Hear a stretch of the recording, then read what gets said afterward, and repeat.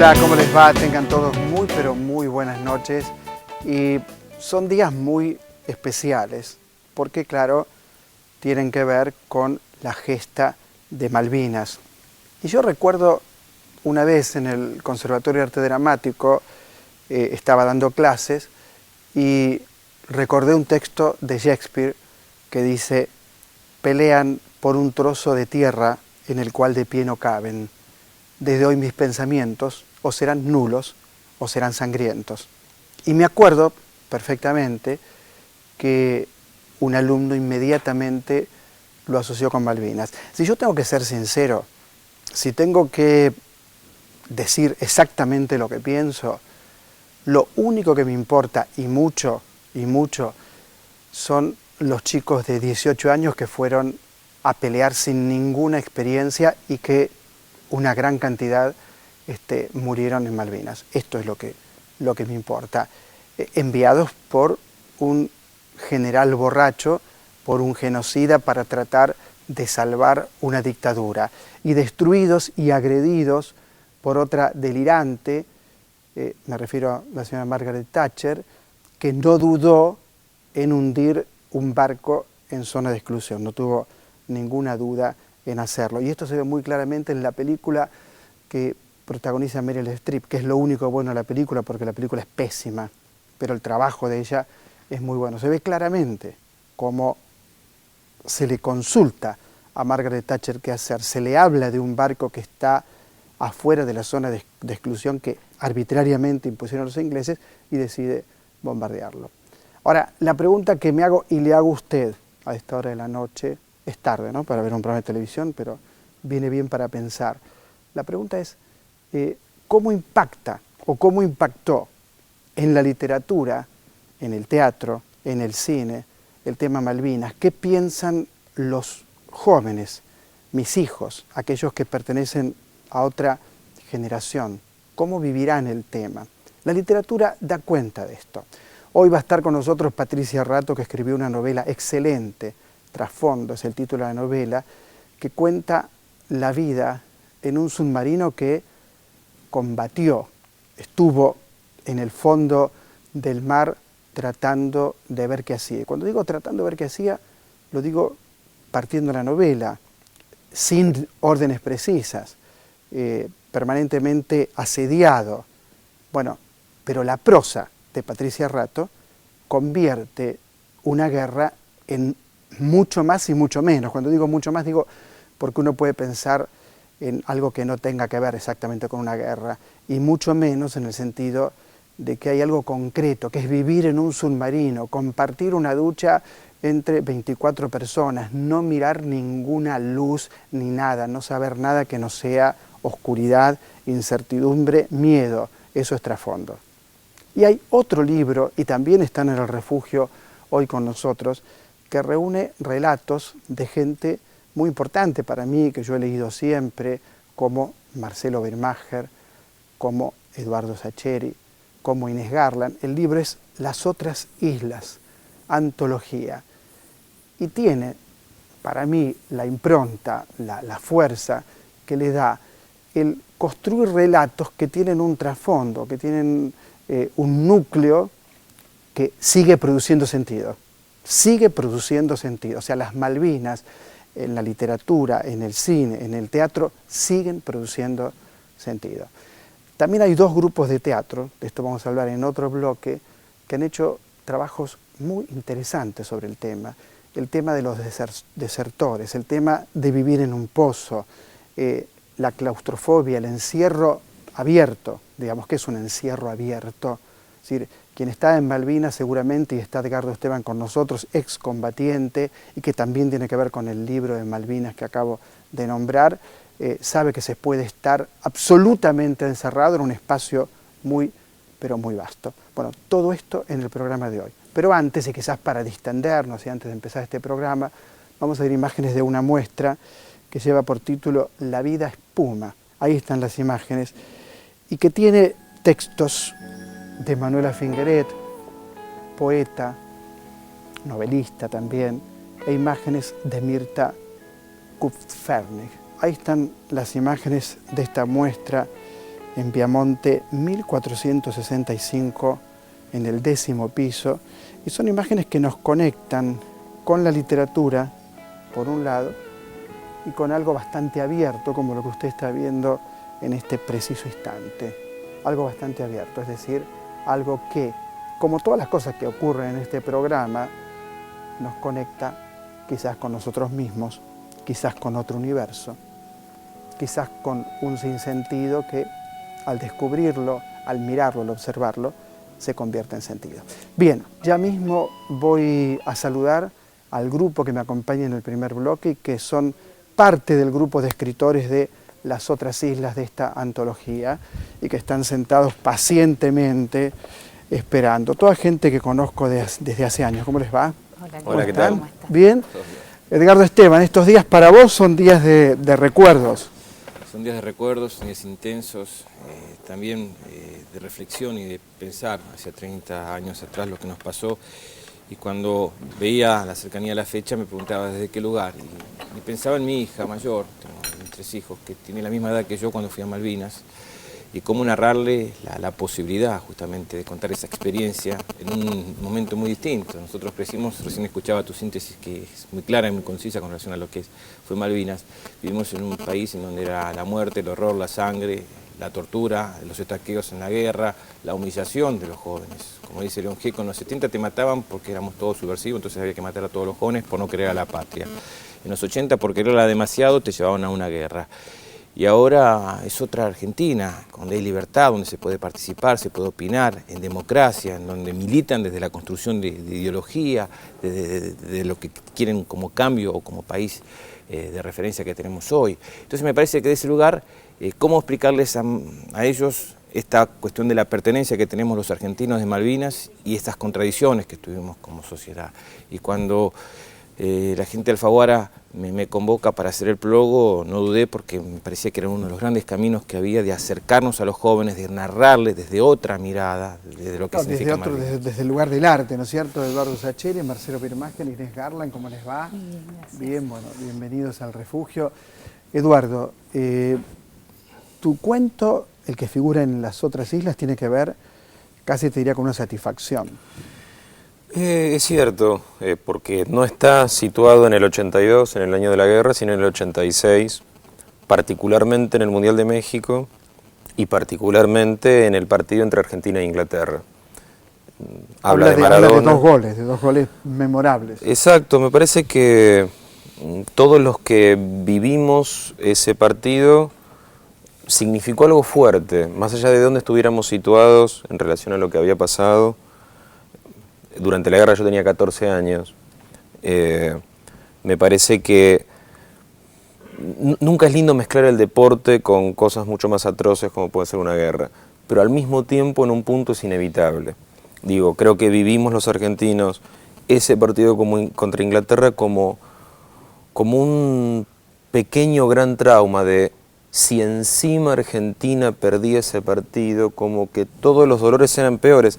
Yo sé que es arriesgado lo que estoy diciendo. Bueno, en el cuento pedís disculpas. En las primeras líneas empezás pidiendo disculpas. Es que no puedo evitar la incomodidad de tener esos sentimientos mezclados, pero al mismo tiempo no puedo evitar la pequeña, la modestísima alegría de lo que significó ese partido y esos 2 goles en particular, por la factura de cada uno de esos goles de Maradona, por lo que incluyó simbólicamente cada uno de esos goles. Desde la picardía, el engaño, el robo, si querés, la ilegalidad, y después toda esa suma de arte y de absoluta maestría con que Maradona hace el segundo gol. Más que con el partido en sí, tiene que ver con esos sentimientos que claro, yo siento que los argentinos teníamos absolutamente mezclados, y en buena medida seguimos teniendo mezclados en relación a lo que fue Malvinas. Marcelo Birmacher, ¿cómo anda, maestro? Muy bien, muchas gracias. ¿Vos venís a hacer publicidad de esa marca? No. Sé que no me di cuenta que me ponen una remera con una marca tan grande. Te pido disculpas. No, me dijeron que era $100.000, te pagaban por usar la marca. Mira, no me des ideas.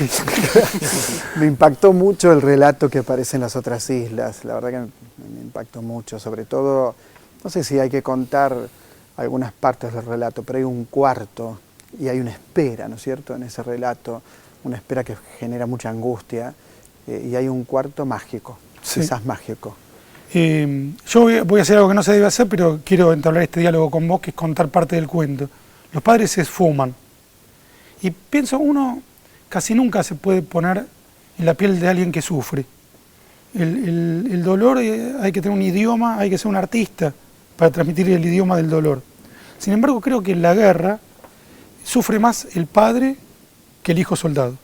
Es una de las pocas ocasiones en que el espectador sufre más que el protagonista. Yo creo que en la guerra el padre se esfuma. Los padres, madre y padre, se esfuman. El padre del soldado se esfuma. Deja de existir hasta que ese hijo regresa.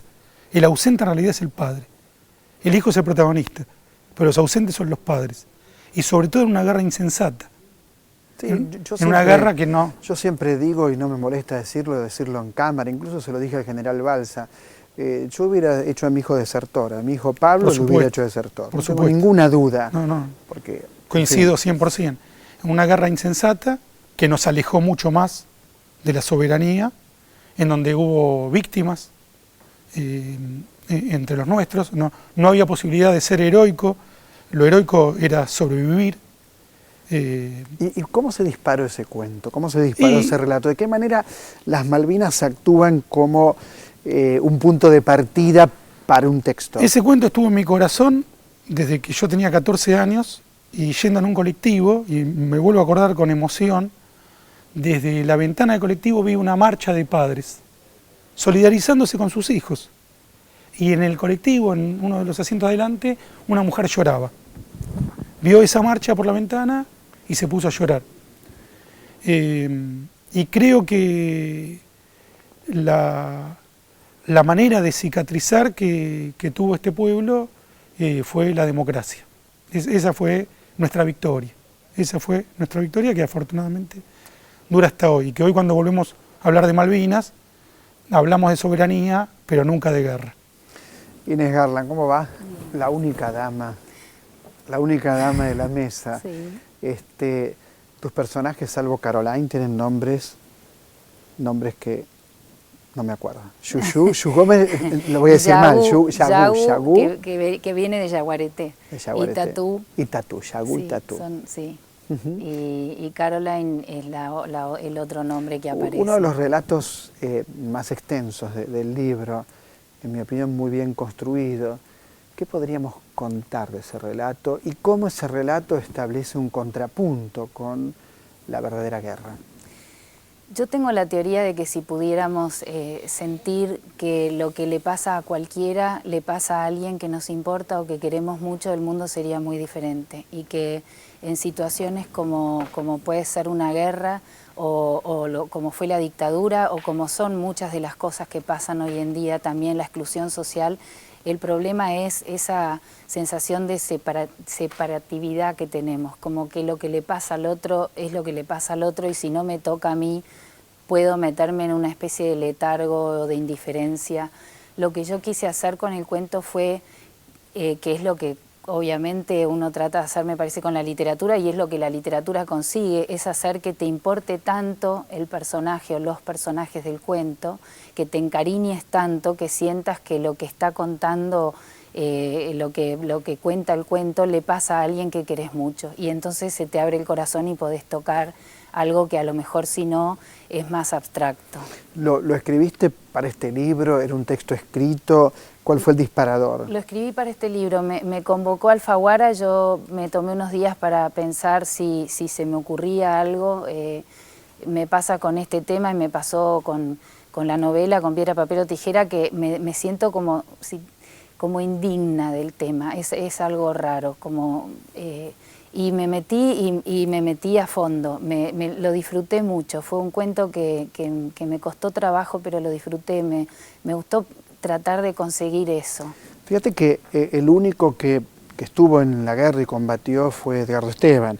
Cuando vos lees textos sobre Malvinas, ¿encontrás algo de las Malvinas? ¿Encontrás un equivalente? ¿Hay algo que resuena? Porque yo sostengo que la ficción puede iluminarte más que que a lo mejor un libro de historia. Por lo menos en mi caso opera así. Claramente. ¿Por qué? Porque trabaja la subjetividad, porque trabaja la singularidad, ¿no es cierto? ¿Qué te pasa a vos que viste la muerte de cerca, que estuviste padeciendo frío, hambre en Malvinas, cuando te encontrás con textos sobre Malvinas? Con la película y con el libro mío, con Eliminados por el Fuego, fue como una cuestión personal y hacia adentro también, hacia el debate interno de los excombatientes o lo que nos pasó también como sociedad. Cuando leo los relatos de ellos, también me siento identificado, porque también celebré los goles en el 86 y grité, y la mano de Dios y la picardía. Estoy totalmente de acuerdo con mi imagen en mi mamá y el sufrimiento de los padres. No sabían si sus hijos estaban vivos o muertos. Yo la llamé por teléfono a mi mamá el 14 de mayo. Y lo primero que hizo cuando volví de Malvinas, en Campo de Mayo, fue, adelante de todos mis familiares y mis seres queridos, fue decir, Edgardo, decirles que vos me llamaste por teléfono, porque todo el mundo pensaba que estaba tan angustiada, que estaba loca y que había inventado un llamado telefónico. ¿Cómo el hijo le iba a llamar de Malvinas? Y ella estaba obsesionada con eso, ¿no? Y cuando yo llegué de Malvinas, que siempre cuento que el único que me recibió fue un perro ladrando, una luz blanca, y mi mamá era la única que estaba ahí y que me abrazó. La sociedad en su conjunto sintió la derrota el 14 de junio, no quiso hablar y era la palmadita en la espalda, los afectos, la contención de mi mamá, los códigos que construimos con esa sensación de la muerte, de la pérdida tan presente. Solamente los padres, ¿no? Por eso hay mucho respeto, como vos decías, a los que murieron allá, a los padres y a los que volvimos y no pudieron soportar esa indiferencia y se quitaron la vida, ¿no? Y esos padres que tuvieron la imposibilidad de contener a esos hijos que la sociedad les dijo no podemos hablar.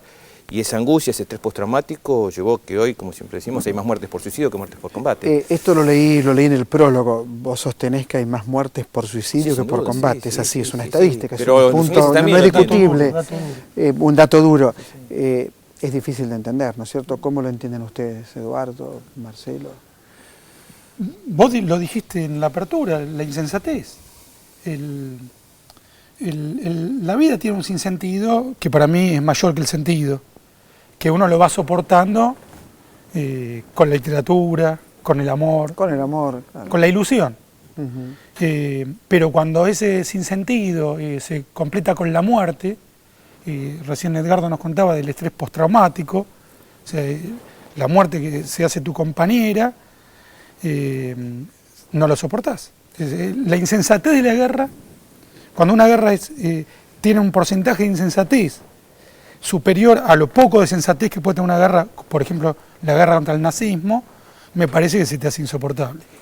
A mí me parece que, hablando de la insensatez y hablando del silencio posterior, me parece que todavía como sociedad nos debemos pensar un poco qué hicimos todos. ¿Por qué digo esto? Porque yo me recuerdo con 14 años entusiasmadísimo con lo que estaba pasando. Entusiasmadísimo por las conversaciones que escuchaba, por lo que me venía de los medios, por lo que acríticamente tomábamos de los medios. Entonces la derrota del 14 de junio nos sumió a todos en un silencio. Me da la impresión que los que más pagaron con ese silencio avergonzado de la sociedad fueron los excombatientes. Pero me parece que como sociedad no fuimos capaces de hacernos cargo de el caramelito que los comimos, si me disculpan la metáfora Correcto. tan vulgar. Correcto. Fue tan difícil y quizás peor la posguerra que la guerra. Lo peor no pasó con el final de la guerra para nosotros. Porque cuando éramos inmortales, con 18 años, que queríamos la vida, nos metieron la muerte en la espalda y eso todavía hoy perdura. Lo que pasa es que cambió la historia. Hay una frase que dice, una frase tuya en el libro, que dice que adolescente piensa en la muerte. Ningún adolescente piensa en la muerte. Libros tuyos en las librerías.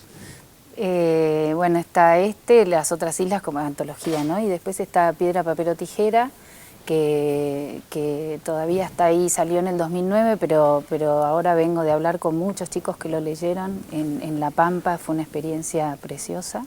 Fantástico. Y está Una reina perfecta, que es un libro de cuentos, y El rey de los centauros, que es la primera novela. Libros en las librerías. El túnel de los pájaros muertos, que Buenísimo. publiqué con la misma editorial Alfaguara, y La despedida, Y la que publiqué con el grupo editorial Norma, que es mi última novela para adultos. Eduardo. Papeles en el viento, en el mundo adulto, y Los dueños del mundo, para un público juvenil, cuentos de cuando yo era chico. Edgardo, gracias. Salió Iluminados por el Fuego la 9ª edición también. 9ª edición de Iluminados por el Fuego. 9ª edición. Felicitaciones a todos, muchas gracias realmente a los 4. Cuando regresemos el teatro, ¿qué ocurre con el teatro en este programa especial de homenaje a los caídos en Malvinas? Por supuesto, en el Refugio, programa que hacemos hace 13 años de manera ininterrumpida por la televisión pública. Estoy aquí sentado bajo del pequeño sol, el que nos vio águila y también gorrión. ¿Qué hacer con el silencio cuando la cabeza estalla? ¿Cómo parar la impotencia de no poder hacer nada? Porque querer matar a tus hijos es para que duela años la sangre. Ayer por no querer a la patria y ahora por quererla demasiado. Ese mediodía que entregué el fusil al inglés, comprendí lo que realmente era la patria. Que a mí me enchufaron, me vendieron una patria de bombos, con canchas de fútbol, con bandera celeste y blanca en el estadio de River, y que ahí el que iba ya era patriota y ahí cumplió con la patria. Y que la patria iba a ser grande porque Carlos Monzón me ganaba el título mundial de boxeo y porque Argentina ganaba el mundial. Y eso no era la patria. Leyes viejas más genocidas, mal presagio para